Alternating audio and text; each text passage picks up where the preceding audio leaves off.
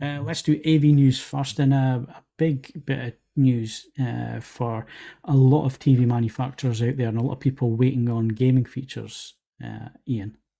Yes, it's MediaTek who have unveiled their new system-on-chip processing chipset, which is called the Pentonic 1000.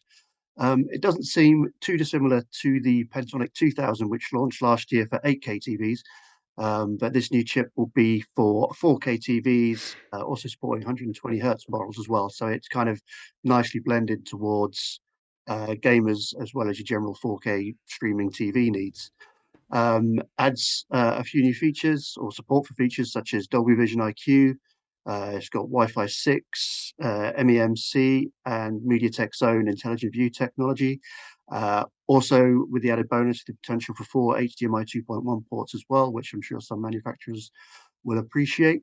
Due to launch Q1 2023, so there's no word as yet as to what manufacturers, or more specifically what models, will be using the Pentonic 1000 processing system. But yeah, it will certainly be very interesting to see what people can do with it and what models it applies to.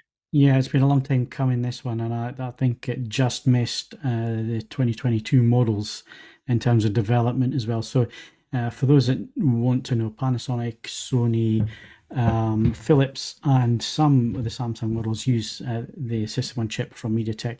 And the drawback has been that on certainly early models, you were only getting half vertical resolution on 4K 120 displays.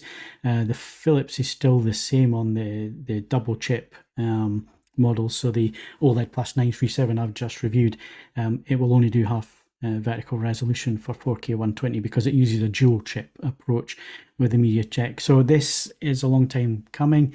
The other thing is obviously Sony, Panasonic, and Philips, they've only been able to offer 2 HDMI 2.1 inputs so far. So this will allow them to add 4 and catch up with Samsung and LG, who tend to do their own system on chip stuff for that kind of thing as well. So yeah, it's looking good, and of course it's full 48 gigabits per second on there as well. So and I do believe you get 3.2 USBs.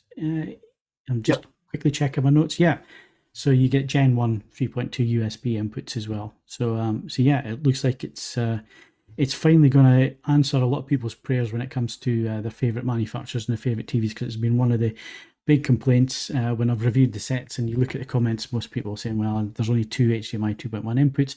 Usually one of those 2 inputs also is EARC, which means if you want to use eARC, you're losing a 2.1 input to do that as well. So yeah, 4 coming along is great. So that's good news AV wise.